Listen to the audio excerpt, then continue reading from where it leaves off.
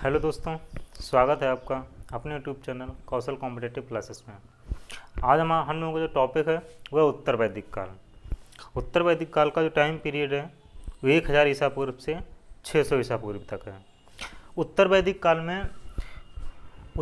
काल का इतिहास जानने के लिए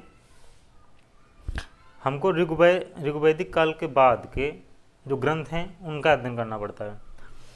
ऋग्वैदिक काल के जो बाद के जो अध्ययन हैं उसमें आपका सामवेद, यजुर्वेद, अथर्ववेद, ब्राह्मण ग्रंथ, आरण्यक तथा उपनिषदों का अध्ययन करना है। ठीक है, तो चलिए देखते हैं।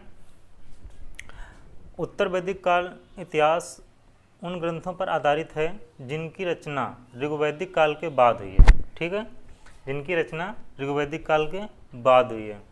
उत्तर वैदिक काल में सामवेद, यजुर्वेद एवं अथर्ववेद तथा ब्राह्मण ग्रंथ, आरण्यकों एवं उपनिषदों की रचना हुई है। हम लोग सबसे पहले देखेंगे सामवेद।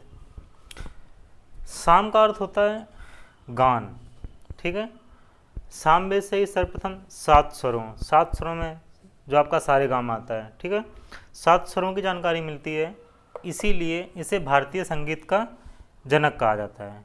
ठीक है, सामवेद के मंत्र सूर्य देवता को समर्पित हैं। सामवेद के मंत्र सूर्य देवता को समर्पित हैं। सामवेद में 1549 मंत्र हैं, जिसमें से 75 मंत्र आपके सामवेद से लिए गए हैं और जो शेष मंत्र हैं वो आपके ऋग्वेद से लिए गए हैं। ठीक है, इसके बाद सामवेद में 1549 मंत्र हैं, 75 मंत्र सामवेद के हैं और शेष मंत्र ऋग्वेद से लिए गए हैं। सामवेद की 3 महत्वपूर्ण शाखाएं हैं, कौथुमीय, जैमिनीय और राणायनीय। सामवेद की जो 3 शाखाएं कौथुमीय, जैमिनीय और राणायनीय। ठीक है, कौथुमीय सबसे प्राचीन शाखा है। सामवेद व अथर्ववेद का कोई आरण्यक नहीं है, इसका उपवेद गंधर्व वेद है। सामवेद के प्रमुख उपनिषद छांदोग्य उपनिषद है और जैमिनीय है। ठीक है, छांदोग्य उपनिषद सबसे प्राचीन उपनिषद है। छांदोग्य उपनिषद में ही सर्वप्रथम देवकी पुत्र कृष्ण का उल्लेख मिलता है। ठीक है, इसके बाद आपका आता है इसमें ब्राह्मण ग्रंथ। ब्राह्मण ग्रंथ इसमें 2 हैं, पंचविश और जैमिनीय। ब्राह्मण ग्रंथ 2 हैं, पंचविश और जैमिनीय। इसके बाद ये तो आपका था सामवेद। अब हम लोग देखेंगे यजुर्वेद।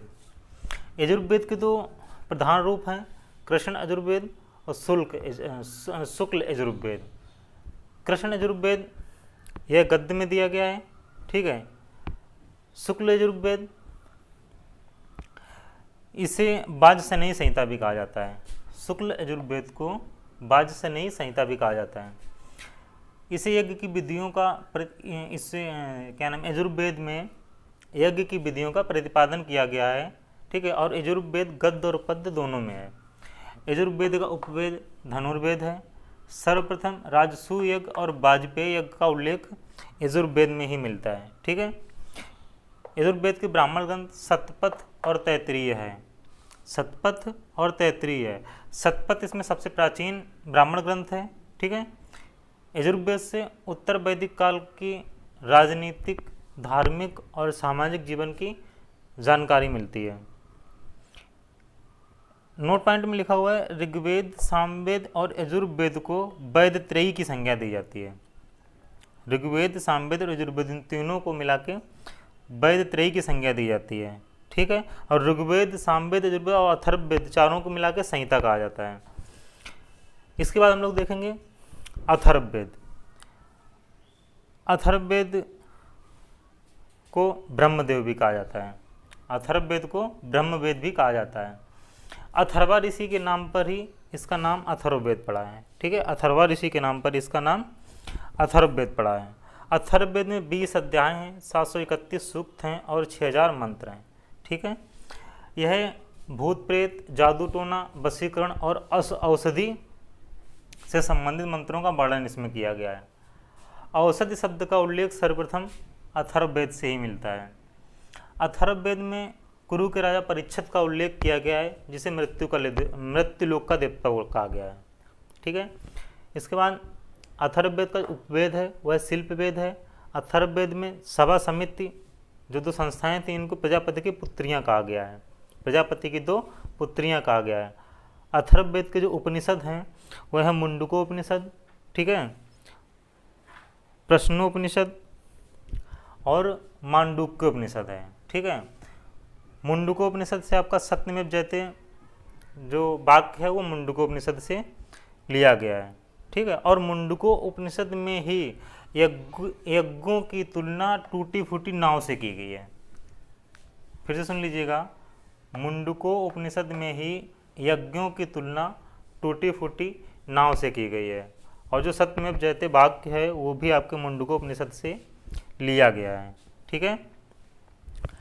अब इसका हम लोग देखेंगे वेदांग। देखिए वेदों के अर्थ को समझने के लिए वेदांगों की रचना की गई है।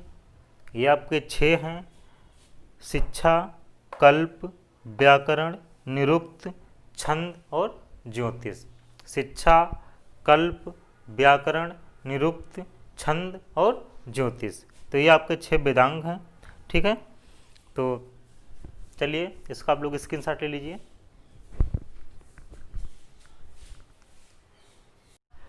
तो अब हम लोग देखेंगे दर्शन। दर्शन में उनके प्रतिपादक देखेंगे, उनके आधार ग्रंथ देखेंगे और उनका विवरण देखेंगे, ठीक है। तो चलिए देखते हैं। सबसे पहले सांख्य दर्शन, इसके प्रतिपादक कपिल मुनि थे। इसका आधार ग्रंथ सांख्य सूत्र था। इसका जो विवरण है उसे मूल तत्व 25 हैं। प्रथम तत्व प्राचीन है और यह भारत का सबसे प्राचीन दर्शन है, ठीक है। सांख्य दर्शन भारत का सबसे प्राचीन दर्शन है। उसके बाद आता है आपका योग सूत्र। योग सूत्र के प्रतिपादक पतंजलि थे। इसका आधार ग्रंथ योग सूत्र है।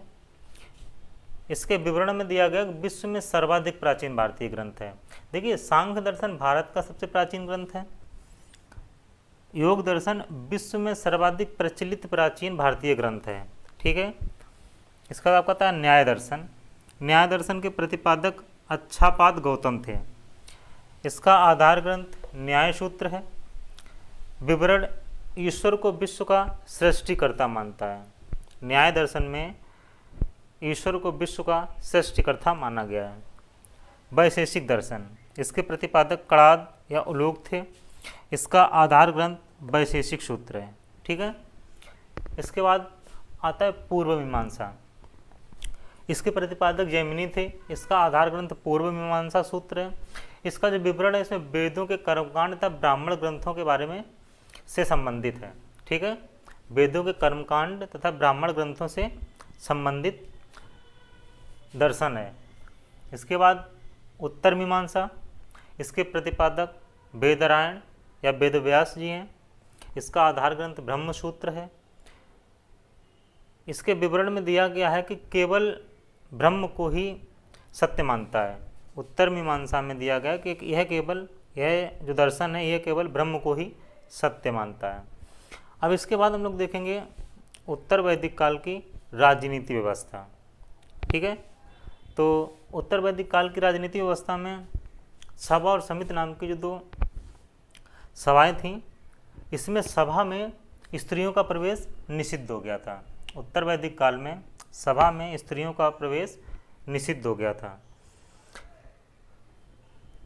राष्ट्र शब्द इसी समय प्रचलन में आया है। उत्तर वैदिक काल में राजा को स्थायी सेना नहीं रखता था। जब उसको सेना की जरूरत पड़ती थी तो वह कबीलों से सेना इकट्ठी करता था। उत्तर वैदिक काल में 5 प्रकार के यज्ञों का वर्णन है जो ऐत्रेय ग्रंथ में दिया गया है। उसमें आपका राजसूय यज्ञ, पुरुषमेघ यज्ञ, सर्वमेघ यज्ञ, अश्वमेघ यज्ञ और वाजपेय यज्ञ का वर्णन किया गया है। तो चलिए देखते हैं कि कौन सा यज्ञ किस क्षेत्र में होता था और किस शासक के द्वारा किया जाता था। देखिए राजसूय यज्ञ मध्य देश में होता था, ठीक है, यह राजा के द्वारा किया जाता था। वाजपेय यज्ञ पूर्व प्रांत में होता था, शासक सम्राट के द्वारा किया जाता था। अब देखिए जो राजसूय यज्ञ जो राजा करता था, ठीक है, तो यह समझा जाता था कि राजा को दिव्य शक्ति की प्राप्ति हुई है, ठीक है। राजसूय यज्ञ जो राजा करता था तो उसके बारे में ये समझा जाता था कि राजा को दिव्य शक्ति की प्राप्ति हुई है। उसका आपका उत्तर प्रांत में शासक विराट होता था और विराट के द्वारा पुरुष मेघ यज्ञ करवाया जाता था। दक्षिण प्रांत में शासक भोज होता था, इसके द्वारा सर्वमेघ यज्ञ करवाया जाता था। पूर्व प्रांत में शासक सम्राट के द्वारा वाजपेयी यज्ञ कराया जाता था। वाजपेयी यज्ञ यह सौर्य प्रदर्शन व राजा के मनोरंजन के लिए किया जाने वाला यज्ञ था। ठीक है, जो वाजपेयी यज्ञ था ये सौर्य प्रदर्शन व राजा के मनोरंजन के लिए किया जाने वाला यज्ञ था। पश्चिम प्रांत में शासक को स्वराट की उपाधि दी जाती थी, जिसके द्वारा अश्वमेघ यज्ञ कराया जाता था। इस यज्ञ में राजा एक घोड़ा छोड़ता था, वह घोड़ा जिन जिन प्रांतों से होकर गुजरता था वह प्रांत उस राजा के अधीन हो जाते थे, या किसी भी राज्य में उस घोड़े को पकड़ लिया जाता था तो उसके पीछे 3-4 हजार सैनिक भेजे जाते थे जो घोड़ा पकड़ता था उससे युद्ध करते थे। ठीक है, तो उस युद्ध में यदि वो राजा परास्त रहता था उसे उसकी अधीनता स्वीकार करनी पड़ती थी। ठीक है, तो यह अश्वमेघ यज्ञ था। इस काल में कर और नजराना का संग्रह प्रचलित में हो गया था। अथर्ववेद में राजा को किसी भी आय का 16वां भाग दिया जाता था। ठीक है, तो ये आपका राजनीतिक संगठन था, आप लोग इसका स्क्रीनशॉट ले लीजिए। तो अब हम लोग उत्तर वैदिक काल के सामाजिक व्यवस्था के बारे में देखेंगे। उत्तर वैदिक काल की जो सामाजिक व्यवस्था थी उसको 4 वर्णों में विभाजित कर दिया गया था, ब्राह्मण, क्षत्रिय, वैश्य और शूद्र। ठीक है, उत्तर वैदिक काल का समाज 4 वर्णों में विभक्त था, ब्राह्मण, क्षत्रिय, वैश्य और शूद्र। कुल का उल्लेख सर्वप्रथम उत्तर वैदिक काल से ही मिलता है। इस काल में वर्ण व्यवस्था का आधार कर्म पर आधारित न होकर जाति पर आधारित हो गया था। बच्चे, विधवा और सन्यासी इस वर्ण व्यवस्था से बाहर रखा गया था इनको। उत्तर वैदिक काल में आश्रम व्यवस्था का वर्णन मिलता है। आश्रम व्यवस्था जावालु उपनिषद से इसका उल्लेख मिलता है सर्वप्रथम, जिसमें 4 आश्रमों का उल्लेख किया गया है। चारों को 25-25 वर्ष की आयु के आधार पर अलग किया गया है। तो चारों में सबसे पहला है ब्रह्मचर्य। ब्रह्मचर्य आपका पैदा होने से 25 वर्ष की आयु तक होता है। ब्रह्मचर्य में जो कार्य होता है वो ज्ञान प्राप्ति का होता है। इसके बाद होता है आपका गृहस्थ जीवन। गृहस्थ जीवन आपका 25 से 50 वर्ष की आयु तक होता है। इसमें जो आपका कार्य होता है वो सामाजिक जीवन का होता है। ठीक है, गृहस्थ जीवन को ही आश्रमों में सबसे श्रेष्ठ माना जाता है। इस आश्रम में त्रिऋण से मुक्त होना आवश्यक बताया गया है। इसी आश्रम में, गृहस्थ आश्रम में ही त्रिऋण से मुक्त होना आवश्यक बताया गया है। वो त्रिऋण कौन से हैं? ऋषि ऋण, पुत्र ऋण और देव ऋण। ऋषि ऋण में आपको वैदिक ग्रंथों का अध्ययन करना होता है, पुत्र ऋण में पुत्र की प्राप्ति के लिए होता है, और देव ऋण में आप धार्मिक अनुष्ठान और यज्ञ आदि कर व्यक्ति इस ऋण से मुक्त होता है। ठीक है, जो देव ऋण है इसमें धार्मिक अनुष्ठान और यज्ञ आदि करके व्यक्ति इस ऋण से मुक्त होता है। तो ये आपके 3 ऋण थे, ऋषि ऋण, पुत्र ऋण और देव ऋण। इसके बाद आपका तीसरा आश्रम आता है वानप्रस्थ आश्रम। वानप्रस्थ आश्रम की जो आयु है वो 50 वर्ष से 75 वर्ष तक है। ठीक है, इसका जो कार्य है वो ईश्वर को ध्यान करना है। इसके बाद आपका आता है संन्यास आश्रम। संन्यास आश्रम की जो आयु है वो 75 वर्ष से 100 वर्ष तक है, और इसमें मोक्ष प्राप्ति हेतु तपस्या की जाती है। इसका जो कार्य मोक्ष प्राप्ति हेतु तपस्या करना है। इसके बाद जो आपका आता है वो है उत्तर वैदिक काल में 16 प्रकार के संस्कारों का वर्णन मिलता है। 16 प्रकार के संस्कारों का वर्णन मिलता है। इसमें सबसे पहला संस्कार है वो गर्भाधान है। इसमें नर नारी का मिलन होता है पुत्र प्राप्ति हेतु या गर्भ धारण करने हेतु। पुंसवन में गर्भ रक्षा एवं पुत्र प्राप्ति हेतु होता है। जो पुंसवन संस्कार होता है ये गर्भ रक्षा एवं पुत्र प्राप्ति हेतु होता है। सीमांतोन्नयन संस्कार, यह जो गर्भ में शिशु होता है उसकी मानसिक वृद्धि के लिए होता है। सीमांतोन्नयन संस्कार जब शिशु गर्भ में शिशु होता है तो उसकी मानसिक वृद्धि के लिए ये किया जाता है। जात कर्म। ठीक है, इसके बाद आपका आता है जात कर्म। जात कर्म शिशु उत्पन्न होने पर पिता शिशु को आशीर्वाद देता है। जात कर्म में शिशु उत्पन्न होने पर पिता शिशु को आशीर्वाद देता है और शहद चटाता है। ठीक है। इसके बाद आता है नामकरण, शिशु का नामकरण होता है। इसके बाद है निष्क्रमण। निष्क्रमण होता है जब गर्भ के बाद स्त्री गृह से बाहर निकलने का कार्य होता है, ठीक है, जिसे निष्क्रमण संस्कार कहते हैं। उसके बाद होता है अन्नप्राशन संस्कार। इसमें शिशु को अन्न चटाने का कार्य होता है। चूड़ाकर्म या मुंडन, इसमें बालों का मुंडन होता है।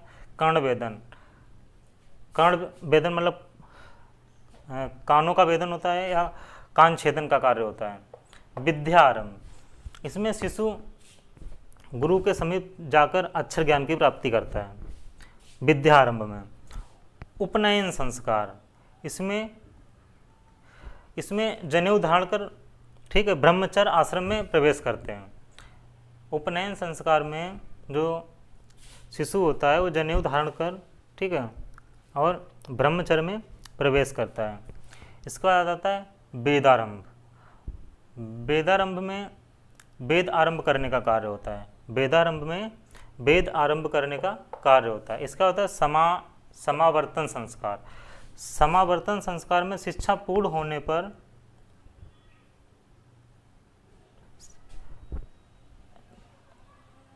समावर्तन में होता है शिक्षा पूर्ण होने पर दंड आदि को जल में फेंककर घर की ओर लौटना, ठीक है। इसके बाद होता है विवाह संस्कार। इसका होता है वानप्रस्थ संस्कार। वानप्रस्थ में 50 वर्ष पूर्ण होने पर वन की ओर प्रस्थान करना। अंत्येष्टि संस्कार या अंतिम संस्कार, ठीक है, यह अंतिम दाह संस्कार होता है। तो ये आपके 16 संस्कार थे। गर्भाधान संस्कार, पुंसवन संस्कार, सीमांतोन्नयन संस्कार, जातकर्म संस्कार, नामकरण संस्कार, निष्क्रमण संस्कार, अन्नप्राशन संस्कार, चूड़ाकर्म या मुंडन संस्कार, कर्णवेदन संस्कार, विद्यारंभ संस्कार, उपनयन संस्कार, वेदारंभ संस्कार, समावर्तन संस्कार, विवाह संस्कार, वानप्रस्थ संस्कार और अंत्येष्टि संस्कार, ठीक है। इसके बाद देखेंगे उत्तर वैदिक काल में 8 प्रकार के विवाह, जिसमें ब्रह्म विवाह, देव विवाह, अश्रु विवाह, प्रजापति विवाह, असुर विवाह, गंधर्व विवाह, राक्षस विवाह और पिशाच विवाह। ये उत्तर वैदिक काल में 8 प्रकार के विवाह का वर्णन मिलता है। तो ये आपको उत्तर वैदिक काल का सामाजिक संगठन था, ठीक है। अब हम लोग देखेंगे उत्तर वैदिक काल का धार्मिक संगठन। अब देखेंगे उत्तर वैदिक काल का धार्मिक संगठन। तो देखिए उत्तर वैदिक काल में जो महत्वपूर्ण देवता थे वो ब्रह्मा, विष्णु, महेश थे। इसमें सभा और समिति नाम की जो 2 संस्थाएं थीं, उनसे स्त्रियों को या महिलाओं को बाहर रखा गया था, उनका प्रवेश वर्जित था। बलि कर इसमें अनिवार्य था, ठीक है। तो महत्वपूर्ण देवता ब्रह्मा, विष्णु, महेश थे। बलि कर अनिवार्य कर था। केवल सभा और समिति 2 सभाएं थीं जिनमें महिलाओं का प्रवेश वर्जित था। महिलाओं को उपनयन संस्कार से समाप्त कर दिया गया था। महिलाओं का उपनयन संस्कार समाप्त कर दिया गया था। उपनयन संस्कार केवल 3 वर्णों का होता था, ब्राह्मण, क्षत्रिय और वैश्य का। शूद्र को उपनयन संस्कार से बाहर रखा गया था।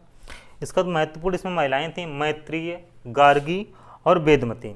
इसकी जो 3 महत्वपूर्ण महिलाएं थीं, मैत्रेय, गार्गी और वेदमती। तो ये आपका था उत्तर वैदिक काल। तो आज से हमारा वैदिक काल समाप्त होता है। इसके बाद नेक्स्ट टॉपिक में देखेंगे। क्लास पसंद आई हो तो शेयर करें, सब्सक्राइब करें और कमेंट करके अपनी प्रतिक्रिया दें कि क्लास कैसी लगी है। तो चलिए दोस्तों, नेक्स्ट मिलते हैं। जय हिंद, जय भारत।